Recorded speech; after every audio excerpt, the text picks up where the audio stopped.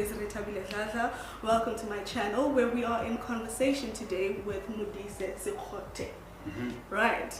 Modise is the winner of the Standard Bank Young Artist Award, and he is one of two people who have ever won it in life. So we are going to start for poetry. For poetry. Sorry, not just for anything, but for poetry. He is one of two people who's won it for poetry.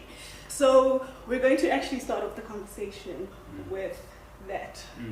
How did it feel to win the Standard Bank Award? I mean, very unreal. I think, precisely because of, for one, Kolega Putuma was the first poet to ever receive it. This award has existed for about 40 years, and there's been, jazz, music, performance art, dance, and theatre as categories. So I think when it happened for the first time with Kolega, it was a really exciting moment, I think, for myself and for other poets, because then it for the first time it became a possibility. And then I think the year after Kolega received it, then there wasn't a poet selected in the next year, and that sort of was somewhat discouraging, because then it looked like perhaps it would have been, back to not having poetry. Yeah. And so when it actually came to be that I'm being awarded this, it felt really immense for me as an individual, but I think just for the collective that I'm a part of, and it's an honor for me to kind of to be involved in this moment in this way. Well, congratulations. What do you think the judges saw in your work as opposed to other poets who may have applied for this award as well? What did they see that resonated with them in your work as opposed to other people? Well, I mean, I've been working for 10 years, quite consistently. I think, tackling a wide range of subjects. And I think exploring what I've been exploring with some originality, I'd like to think, but also kind of being very interested in kind of taking poetry into very different spaces and experimenting with different kinds of artists, from musicians to theatre makers to visual artists and so on. And so I think perhaps what's been interesting is how I've sort of positioned myself as a poet and where I've been interested in taking it.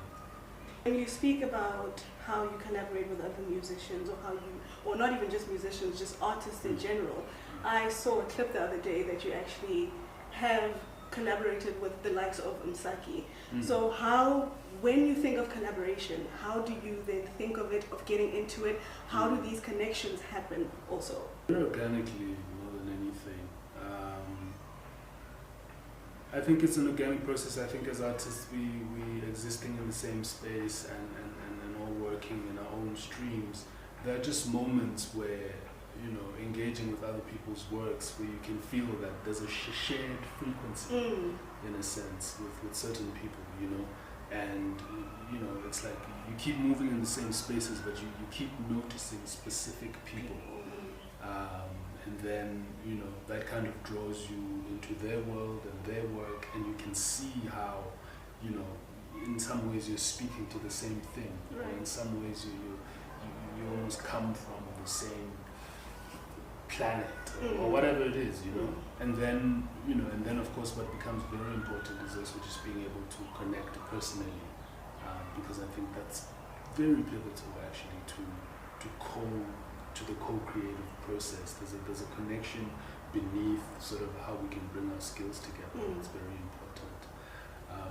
And so when that interest arises and I reach out to someone, or someone reaches out to me, I think when we sit down and either just have a conversation or start jamming and putting ideas together, it's that connection sort of continues to show itself consistent, on the creative and the personal sort of space.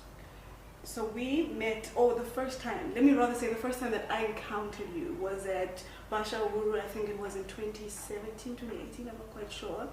You were performing there, Benita took me there because she was also performing at the same show. But that was the first time that I experienced you. I don't think that at the time you even knew me, even though I used to go to the same spaces as you. And then the next time was at WOW, and that's where I could intimately now connect with the work that you, not WOW, sorry, Word and Sound, sorry, yes, Word and Sound. And that's where I could intimately connect with the work that you do and understand your poetry and how you show up in the world and on the stage as well. And from there, I just wanted to consume more of your work. So I also wanted to ask you, what has platforms such as Word and Sound done for you, and how have they created an audience for you, or how have you created an audience out of that platform? Yeah, I think Word and Sound was quite pivotal, I think, in my earlier journey, most significantly. I think, around 2014, fresh from varsity, there was a way in which I was kind of, stepping further and further into my work as a writer and performer of poetry, and I think it was, I remember this first showcase I did at Word and Sound. Actually, I became very important. I mean, I was invited by Karaza, and I think in my earlier years as a poet, my influence was still deeply rooted in my initial sort of background as an MC. While I was in high school, I was obsessed with rap music. You were spitting bars. Yeah, like mad. So that was still very much in my work, and I was still very much interested in just playing with words, right? And I think a switch came in many ways where I wanted to confront myself a bit more, and in doing that also confront the community that I was engaging.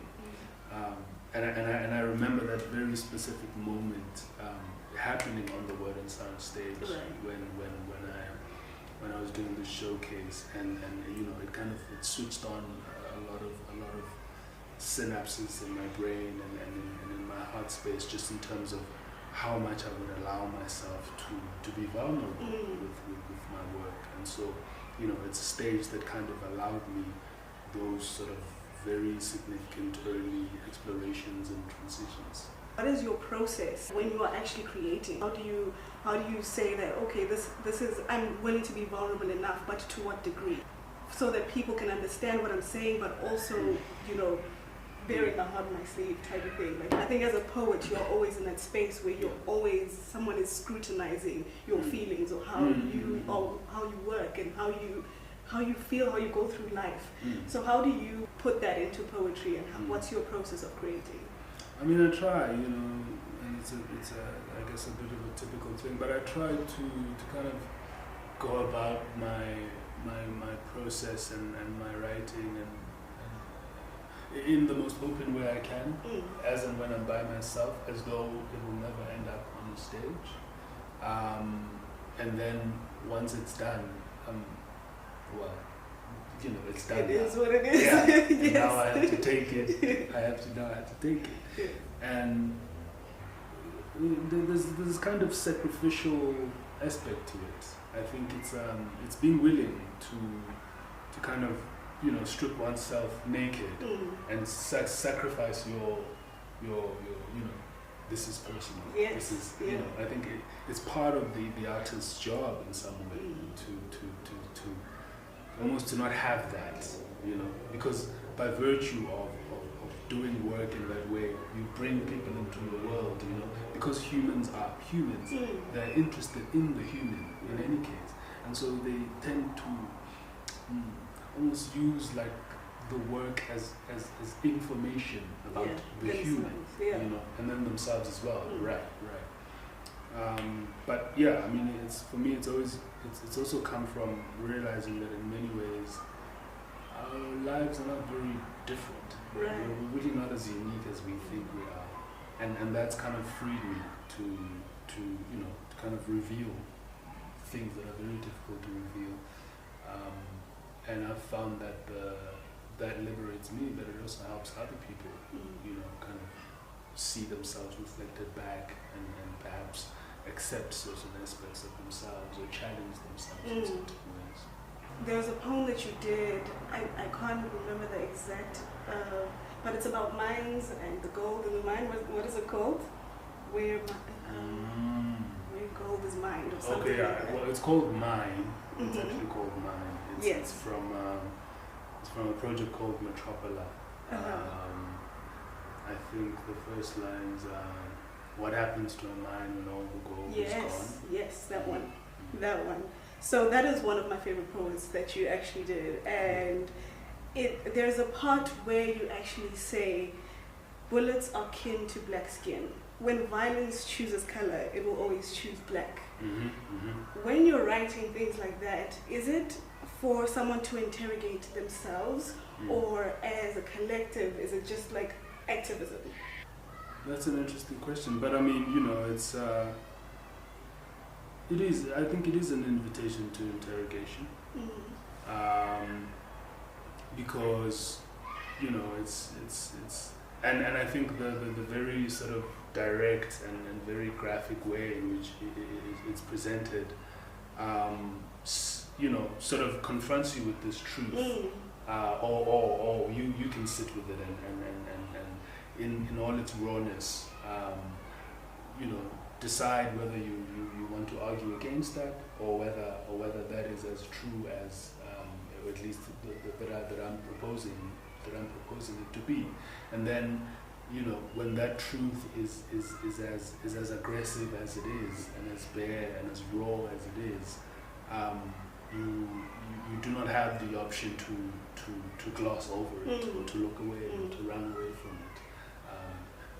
It's an invitation to confront that truth within yourself, within your understanding of your world and what is happening around you, but also then for us, for the collective process to spring from that, to spring from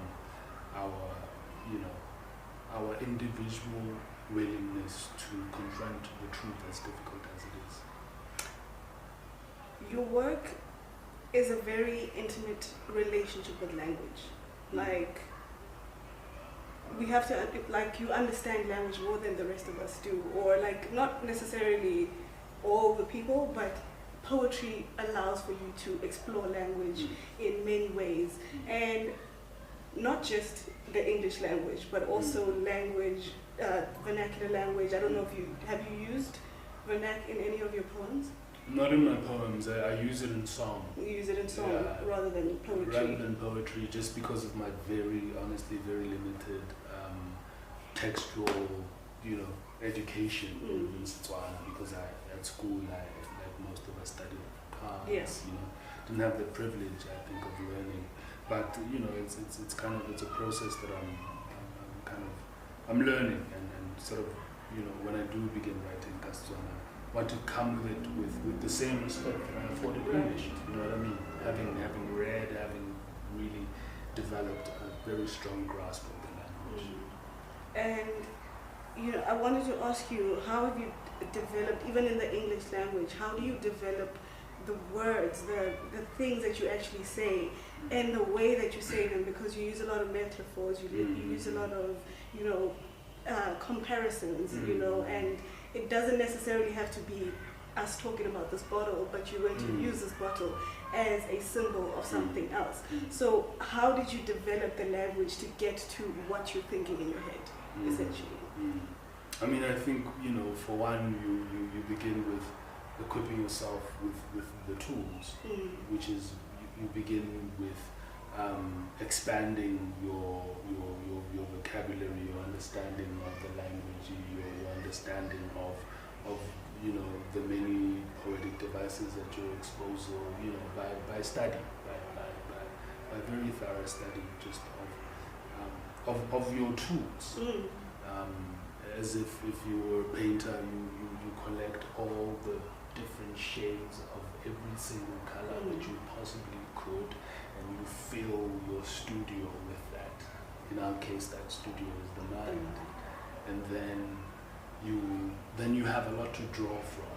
Then you have the joy of taking, you know, that amber and mixing it with, you know, magenta and all of that, and then, you know, you kind of then have the luxury of play, and which is something I enjoy. I enjoy playing with my realities. I enjoy kind of playing around with precisely what you said, like, you know, this bottle, and seeing this bottle as a representative of something, as a human being, myself right now. You know, I've been drunk a little bit, but there's still something in me, and, you know, whatever that is. And so it's also just kind of allowing oneself to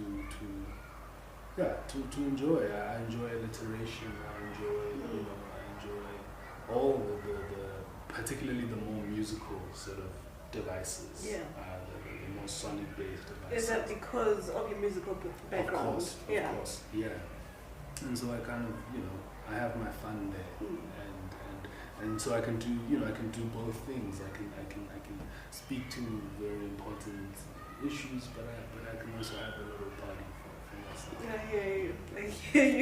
In terms of like just young artists and the ones that want to actually make a difference, or the ones that actually want to win the Standard Bank Young Artist Award in poetry, where do they start? Like with even just chiseling their craft, so much so that everyone else gets to see it and experience it in the way that they have yours. How do they expose their craft to the world to that degree?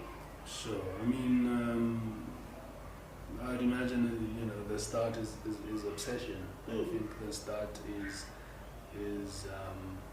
is it sort of becoming your religion in some way, and so then, you know, it's like especially for the performer poet, the life of your work is, yes, it's alive on the page very much, but the life of your work, you know, a significant part of it is on stage, is in front of people. You understand the limitations and the strengths of your language in front of an audience, and so, you know, it's a matter of exposing yourself to the stage as much as you possibly can. I had the great privilege while I was at UJ. We had like a poetry sort of society of sorts that we would meet every Wednesday, and I would religiously, you know, write a new piece almost every week and memorize it, and, you know, and then go to every open mic I possibly could on weekends. Literally, just like, you know, if there's any opportunity to be on stage, to share what I've been writing, I did that. But also, you have to be writing a lot, you know, and learning from those experiences, understanding that this piece is not complete. This piece, it's not saying anything, or, well, you know, just being very critical with that, and allowing your relationship with, you know, the people that you're engaging your work with to inform you and to educate you. And I mean, you know, there's all kinds of tools available to us now. You know, all of these platforms also create a bridge between you and an audience, and that can also sort of help you gauge where you're at and how to move from there. That was going to be my next question. It actually says, how has the poetry scene evolved, and how can people, like the young artists, actually use their platforms like Instagram, like, you know, YouTube, whatever the case is, how can they use these platforms to actually amplify their work? Well, they can use them by using them, you know what I mean? And I say that to be a bit funny, but I think especially, you know, it's like the world of the word, and your sort of space, you know, your private space, has the advantage of of jumping out of you know, of your private space into the cell phones of, you know, a vast many people, and to not utilize that, especially almost as an experiment. I think for me it was very important in the beginning, and I still try to remind myself that I'm involved in constant experimentation with language, with energy and feeling and connection. You know, I put some ingredients together, and then I see what, you know, I put it out and I see what it does, and I think you know, my growth has come from paying attention to what words do, and then seeing that, okay, this piece did something, this one did absolutely nothing. Why? You know, like, what's the difference between these two things? And then I realized that, oh, this was actually so much more bare, and maybe I didn't, you know, I wasn't obsessed with complexity in this, whatever it is, like different things like that. And so, you know, having platforms like these allows you a consistent space of experiment, you know, where you're doing it in the context of the stage, but you're also doing it in on the online context, and then paying attention to, like, you know, what you know, like, how is this being responded to? How are people connecting to this?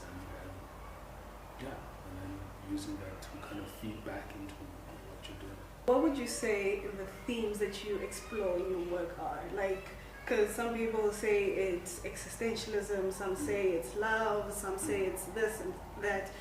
But I always want to hear from the artists themselves, because we always, as the audience, have a certain perception or perspective of the work that you do, but you are coming at it from a completely different angle. So what would that be for you? There's a point in which I was, because it has been many different, let's say, feelings, ideas and topics over the years, but I made an attempt to whittle it down, and I think I found that there might be something true in all of it being about love and its entanglement with loss.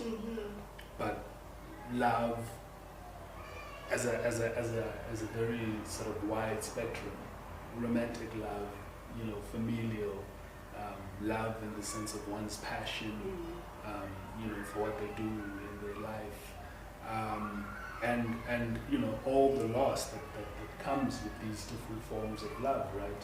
Loss in romance, loss in losing the people that, you know, that you're connected to, that are meaningful to you, the stories of all of these people that you love, loss in kind of, you know, going on your journey, you know, whatever it is you do, whatever your passion is, however you seek to actualize yourself in the world, and the loneliness that comes with that, and the complexity of being true to you know, to whatever it is that you are called to, which has never been the easiest thing to do on earth, but the most significant thing to do on earth. There was a part where you said, I don't know if it was a poem or if I just heard it in one of your interviews, where you said the inevitability of loss in love. Like there's something that is inevitable about you. This doesn't last forever. Like, this is a fleeting moment. Like, all these moments you have to receive or perceive as fleeting moments. And that was so intense, but also so difficult to come to terms with, and so difficult to grasp and say that this person may actually not be here forever. No, in fact, no, they won't be here forever. I can guarantee you. Yes.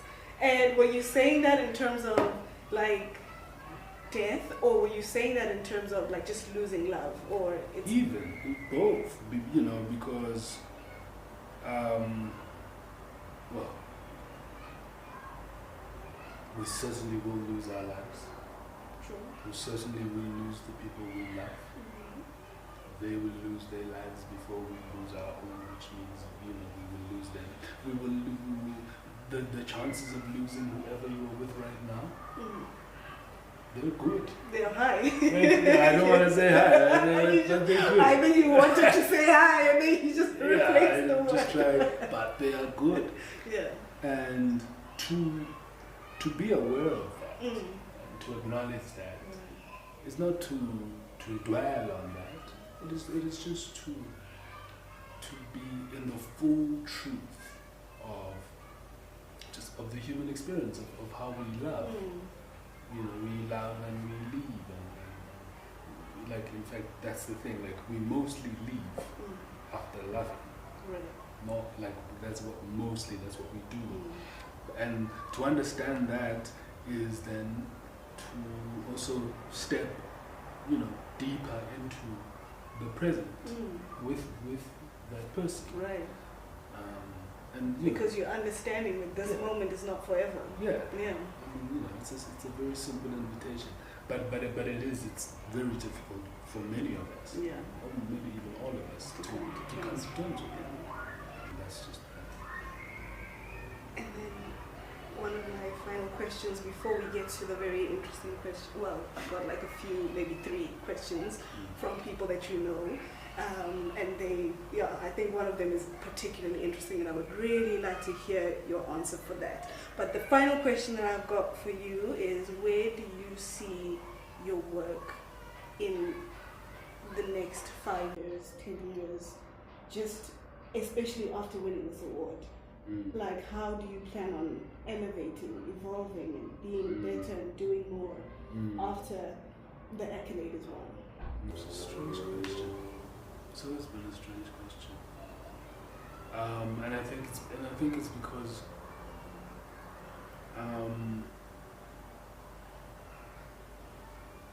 you know, I've always been working, and I've always been interested in ideas and in executing those ideas. But I guess to speak particularly to this moment, I think I'm very curious about reach, about how many, you know, but just about how much this art form can be scaled, and yeah, man, just how many more people can be reached by this very powerful force of word, because I think there are a lot of people that didn't know. There are a lot of people that don't even know that, like, poetry can be so good. You know, like, I think because they're not exposed to it. A lot of people come to shows for the first time and they're shocked that they had so much fun, and that, you know, language is being used in these ways, that this poetry that they last heard of with Shakespeare at school, you know, can be so true and can speak to them now, and speak to their lived experience and to the collective, and you know, truly connect with them and be a part of their daily diet, and you know, be a part of you know, the things that they consume to make sense of their journey and where they are. Yeah, and so I'm very interested in kind of just creeping into more doors, more windows, more minds, and kind of just scaling this work, you know, just expanding it and making it bigger. Yeah, I think you're actually right when you say that a lot of people have not experienced poetry like this. I was one of those people at a point, because where I come from, I'm from a small town, Kimberley, and there are no poetry sessions, or, well, they just recently started, but like, that are actively trying to grow poets, or the way that they are, you know, exposed to the world, or even just an audience that loves poetry. So that just recently started back at home, and I'm talking about last year, basically. When I came here, I'm like, I didn't know that people could do poetry like this. They couldn't take it further. They couldn't, you guys have brand deals now. I'm like, what? The poets actually have like the brand deals, and they are they are the faces of like MAC Cosmetics. They are the faces of Jameson, of all these things. And it's almost like you guys are, this is a career for you. Like this is your career, this is your life. Sure. And it used to be, okay, only the musicians can do this, only certain artists can do this. And to see it expand is just a very beautiful thing. To see poetry being heard all over, it's just so beautiful. It is. So, it is. And, it's a great honor to kind of, you know, to be involved, to be, and I think, yeah, in many ways it's you know, it's still very early. I think there's so much beauty and magnitude ahead for all of us, and you know, it's a privilege to be at this point and to be benefiting from it in the ways that I'm benefiting, and to be contributing, you know, just to being part of, I think, a really amazing community that's expanding in very interesting ways. ladies and gentlemen, that was Modise Sekgothe. Hey, with you. Because I know someone with the Sekgothe surname, so it's just like I'm always thinking of it in that way. So I'm going to read out a few questions from 3 people. Well, 2 of them are twins, so it's the twins. And then Belita also left you a question. However, I do remember the first question, and that question was from Belita. And she said, what was the last thing that you dreamed of, or the last thing that you remember dreaming of? Belita, man. Of course.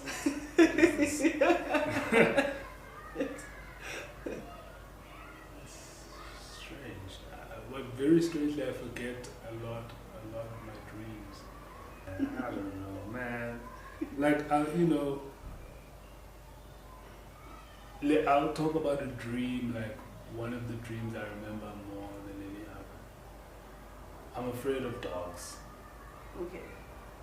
Because when I was a kid, my cousin got bit very. So you didn't get bit, but you are the one who's afraid of dogs. Well, like, have you ever been bitten by a snake?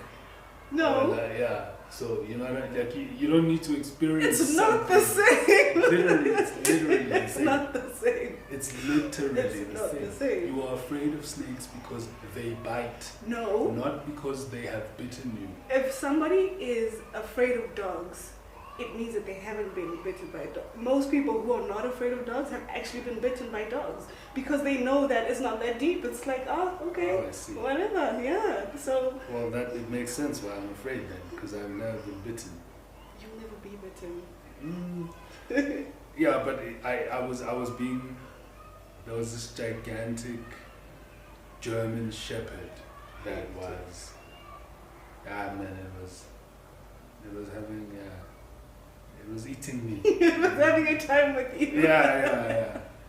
And one of the most traumatic dreams I've ever had, because there were people around just watching this, and I was asking them, Help me, please. yo, like, yeah, that's all I have for you. If she were here, I know she'd take it a step further and ask you, what do you think that dream meant? Yeah. Well, I mean, I guess it meant that I should overcome my fear. And I guess in many ways it represents many of the fears that I have. For one, that I need to face them head on and as I'm by myself. But if I'm ever going to have a chance of overcoming them, you know, I'm almost the only person who can help myself. This one is from Fumani. She says, when you think of a time in poetry, in your journey in poetry, when would you say it was the defining moment for you to say that, yes, I'm a good poet, I'm a good performer? When was that? Was there a defining moment? And if there was, when was it for you? I think a significant moment is a moment that I'm referring to now. I think it was this. Now another moment is coming to mind.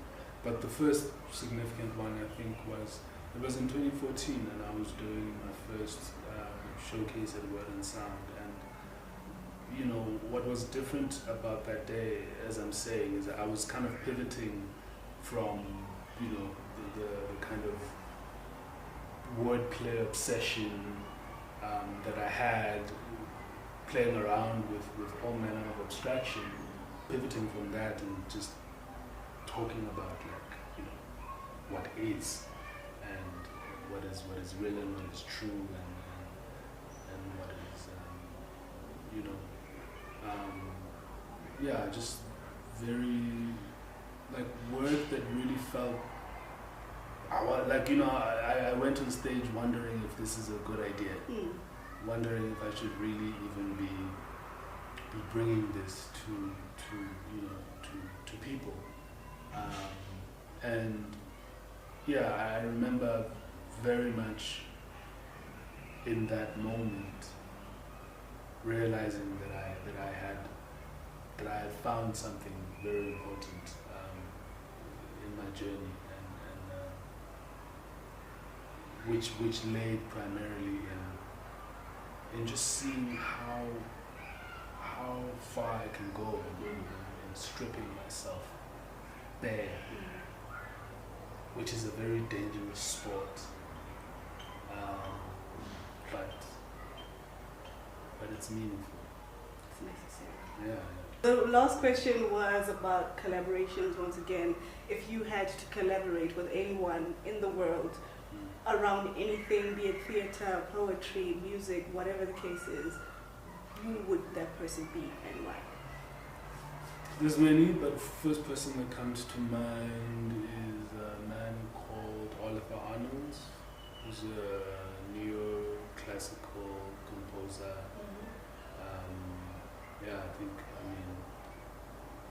He makes the sort of music I've always wanted to. He makes the sort of music I've written to quite a bit. He makes the sort of music I've always wanted to perform to, and to do that in the context of a massive orchestra, with music composed and conducted by him would be insane. Oliver Arnold. Oliver Arnold. Yeah, he's Icelandic composer. Well, there we have our questions. Cool. Thank you so much for the session. Ladies and gentlemen, this was Modise Sekgothe. I get it. Yes. Thank you so much. And you know what, on this journey, I wish you nothing but wellness. I wish you nothing but the best. Please continue. We want to see more of your work. We absolutely have to see more of you. Well, there will be. There's a lot coming. Yeah. There's a lot. Yeah. Thank you so much for watching. We will see you on the next episode. Bye.